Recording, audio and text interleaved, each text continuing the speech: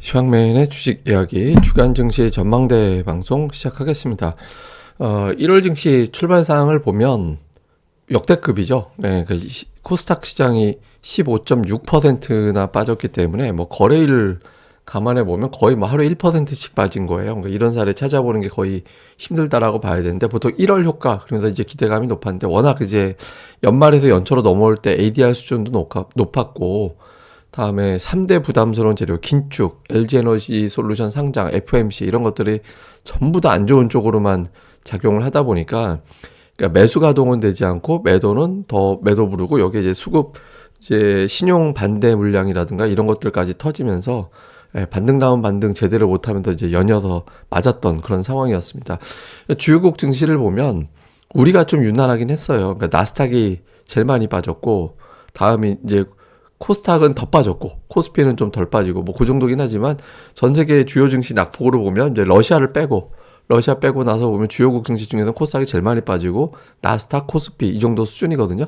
사실 다른 나라 증시 보면 일본이나 중국도 덜 빠진 건 아니죠. 7% 빠지면은 저것도 되게 많이 빠진 거거든요. 근데 뭐 다우지수라든가 독일이라든가 대만, 인도 이런 국가들의 낙폭을 감안해 본다라면 우리 증시가 좀 유난했다. 그러니까 이 플러스 7% 이상 빠진 건 아마 LG에너지 솔루션 역할이 컸다. 그다음에 이제 코스닥 같은 경우는 기업들이 연이어서 사고 친 게 있었잖아요. 그런 여파 때문에 좀 컸다. 또 우리 증시 내부적인 요인도 단지 뭐 앞서 말씀드렸던 세 가지 요인 이외에도 또 더 크게 작용한 측면도 있었다. 이렇게 봐야 될 것 같습니다.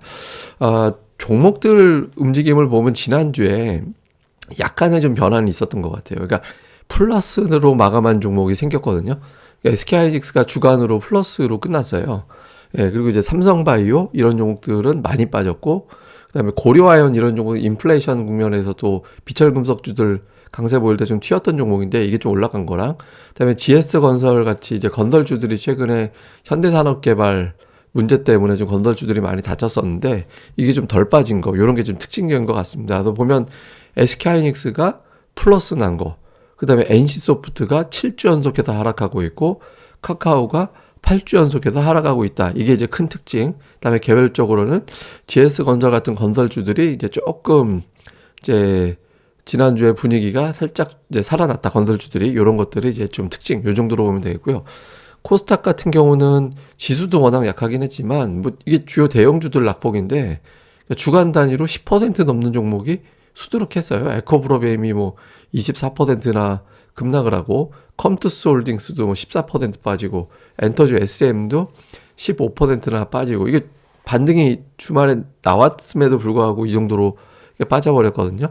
그나마 이제 모바일 부품주가 0.2% 정도 플러스 나는 종목이 있었고 그와 이제 PSK 같은 이제 반도체 관련된 종목들이 상대적으로 지수보다 좀 덜 빠진 종목이 있다라는 거 정도고 이게 내노라 하는 뭐 엔터 다음에 이제 뭐 통신 장비, 그다음에 뭐 2차 전지 관련된 종목군들, 게임 이런 종목들의 낙폭이 상당히 좀 크게 나타나서 지수가 저 정도 빠진 것도 그 선방인가 뭐 이런 생각이 들 정도로 지난주에 좀 대형주들의 낙폭이 유난하게 이제 컸던 것 같습니다. 근데 그 설 이후에 이제 패턴을 보면 지금 종목들이 지난주 금요일에 좀 낙폭을 줄이는 그런 움직임이 좀 있었잖아요. 예, 근데 이제 설 전에 이제 좀 주식시장의 어떤 전체적인 분위기를 보면 좀 올라가는 경우가 많았고 설 직후는 뭐 빠지고 올라가고 일정한 패턴은 없었거든요. 제가 이제 지난번에 좀 보여드린 거잖아요. 그래서 지난주 어떤 반등 자체가 어떤 뭐 대단한 신호다. 설 전에 저렇게 반등 주고 설 이후에 어떻게 된다. 이런 신호로 해석하기에는 뭐 아직까지는 좀 이제 무리가 있는 것 같습니다.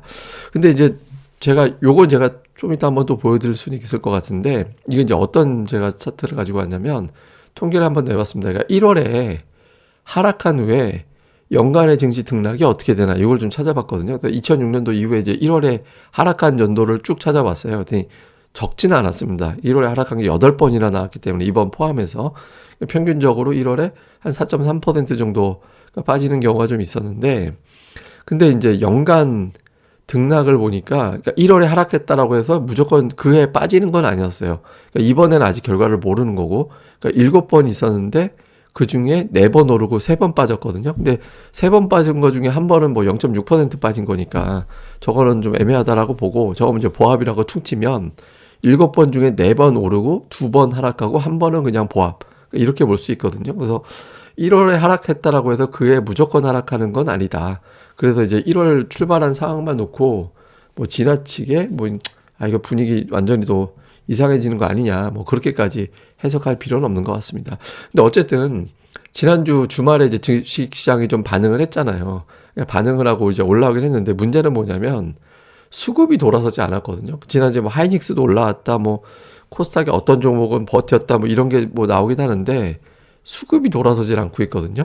그래서 이제 수급 상황을 좀 보면 우리나라를 그래도 좀 덜 판 거예요.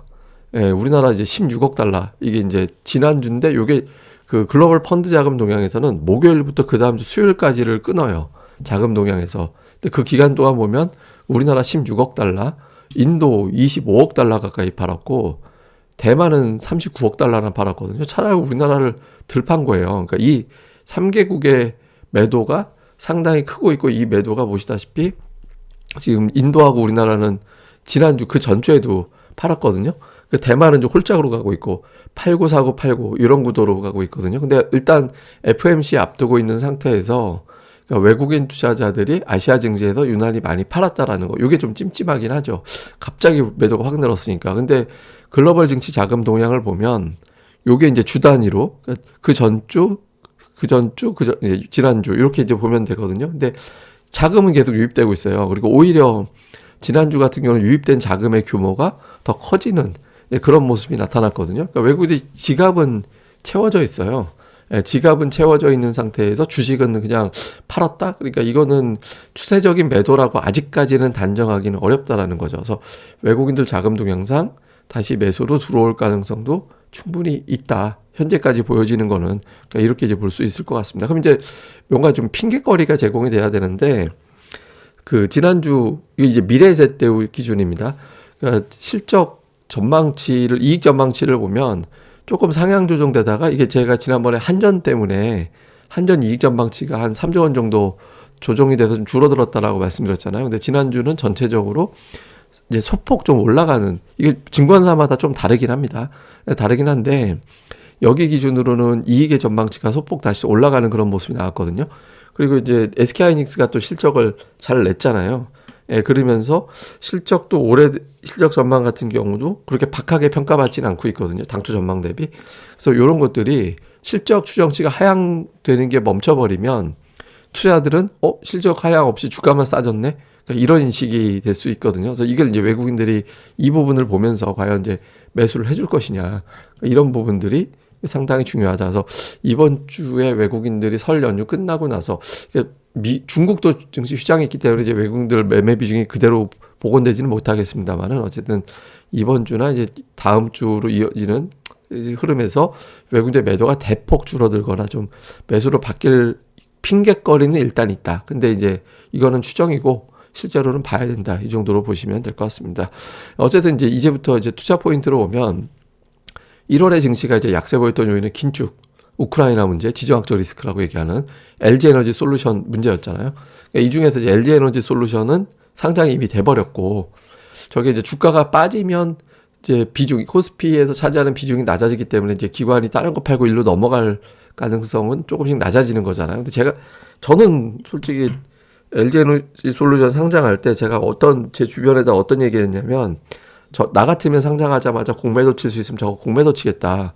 그런 얘기 했었거든요. 그러니까 이익 대비 시가총액 2위는 너무 무거운 종목이다라고 저는 개인적으로 봤어요. 근데 이거는 뭐 제 개인적인 판단인 거고, 또 이제 뭐 향후에 성장성이라든가 이런 걸 보는 사람들은 여기서 다시 올라간다라고도 믿겠죠. 근데 어쨌든 상장이 돼버렸기 때문에 눈에 보이는 움직임에서 이제 투자들의 긴장도는 이전보다는 조금 기대감이 낮아지기 때문에 좀 약해질 수 있다. 이 정도로 봐야 될 것 같고요. 반면에 이제 긴축하고 우크라이나 문제는 달고 가야 되는 문제라서 좀 이번 주에도 좀 부담을 줄 겁니다. 특히 이제 연준 위원들의 입이 풀려서 다양한 말들이 쏟아져 나올 거거든요.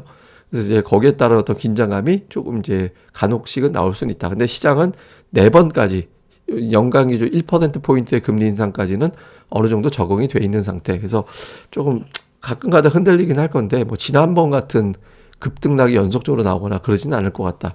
이렇게 봐야 될 것 같고요. 그 다음에 이제 또 하나는 시장의 관심이 긴축 우크라이나도 계속 있을 겁니다. 이번에도. 근데 기업 실적에 대해서 바라보기 시작하고 있거든요. 왜냐하면 투자들이 이제 많이 빠진 건 알아요. 많이 빠진 건 알고 또 재료가 반복되면서부터 재료에 대한 악재에 대한 내성도 갖고 있거든요. 근데 그렇다고 매수할 거냐? 매수할 핑계거리가 뭔가 있어야 되잖아요. 그러니까 기업 실적이 이제 막 발표되고 있는데 여기에 대한 어떤 평가가 올해도 좋아지겠구나. 올해도 플러스 이익이 날 수 있겠구나. 그러니까 올해 전망치대로 나오겠구나. 이런 평가가 되면 추가적으로도 올라갈 수 있거든요. 그래서 요거 되게 중요하다라고 봐야 되고요. 그다음에 이제 뭐 앞서 말씀드렸던 연준위원들의 발언, 뭐 일부에서는 뭐 0.5%포인트도 올릴 수 있다. 또 어떤 사람은 한 3번 정도가 괜찮을 것 같은데 막 이런 식의 어떤 발언들이 막 나오고 있거든요. 그래서 이 발언에 대한 어떤 영향력은 좀 불가피한 측면이 있습니다. 특히 지금까지 민감한 상황에서는. 근데 이건 아마 제 생각엔 연준위원들의 발언으로 이제 좀 심하게 반응하는 건 일주일에 한 번 정도, 그 정도로 좀 비중은 좀 줄어들지 않을까 이렇게 보고 있고요. 그 다음에 좀 찜찜한 건 환율.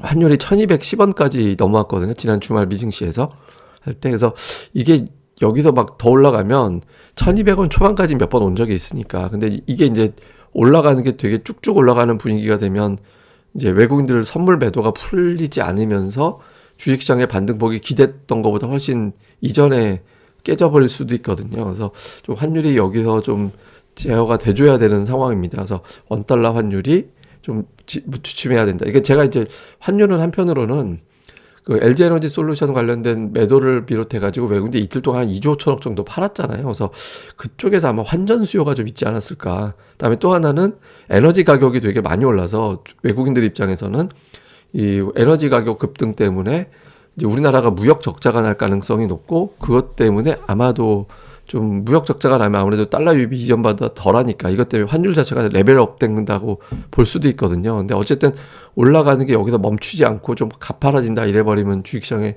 좀 부담이 될 수 있으니까 요거 좀 볼 필요가 있고요. 그 다음에는 이제 하이닉스인데 하이닉스의 외국인 지분이 50%에 육박하고 있거든요. 그러니까 보시면 이게 1월 수치인데 외국인들이 매수 우위예요. 1월 또한 매수 한 6천억 이상의 매수를 했고 지분율이 지금 꾸준하게 늘더니 지금 49.7%까지 올라왔습니다. 그러니까 이게 작년도 4월에 50% 깨고 내려온 뒤에 이제 50% 근접하고 있거든요. 그러니까 한 3일 정도 세게 들어오면 지분율 50%가 넘어가게 돼요. 그러니까 이번에 SK하이닉스가 이제 치고 나가면서 이제 지분율을 좀 높이는 움직임이 나와주느냐. 이렇게 돼버리면 투자들은 주도주가 나왔네 이렇게 되면서 이제 주식시장에 대한 자신감을 갖는 계기가 될 수 있거든요. 그래서 요 하이닉스의 움직임 이번 주 어떻게 될지 뭐 개장하려면 좀 시간이 있습니다만 좀 주목용하게 보셔야 될 것 같습니다. 그 다음에는 이제 차트인데 제가 번외 차트라고 했습니다. 이게 뭐냐 애플 차트입니다. 그러니까 애플이 중요한 자리에서 올라갔어요. 예, 그러니까 지금 보면 위기로 내려갔다가도 20주선에서는 이제 이 근처에다 딛고 올라가는 패턴이 나왔거든요. 이거 깨고 내려가면 미국도 그러니까 버티던 대형주마저 깨져버리면 이거는 더 크게 내려갈 수도 있는 상황이었거든요. 그래서 지난주 애플의 반등이 미국에서는 굉장히 중요한 어떤 이제 의미를 두려고 할 겁니다. 그러니까 이제 이번 주에도 애플이 이제 이번 주 시장 돌아갈 때 애플이 여기서 계속 견뎌주느냐, 그러니까 160달러 밑으로 안 내려가느냐, 요거 좀 되게 중요하고요. 하이닉스도 보면 20주선에서는 버텼거든요. 근데 하이닉스는 사실은 핵심선은 뭐냐면 이 아래에 있는 이평선이잖아요. 그러니까 이것까지 내려가지 않고 여기서 이제 버텨준다? 이래버리면 이제 투자들이 이거 지수 훨씬 아래로 안 봐도 되겠구나 이런 분위기가 되는 거고 이게 깨지고 20주선 깨고 내려가 버린다. 아마 저기까지 빠져야겠구나 이래버리면 이제 코스피는 2,500까지 갈 수도 있다. 이렇게 이제 투자들이 걱정을 할 수 있게 되거든요. 그래서 하이닉스와 애플의 주가가 이번 주에 20주선을 버텨내느냐.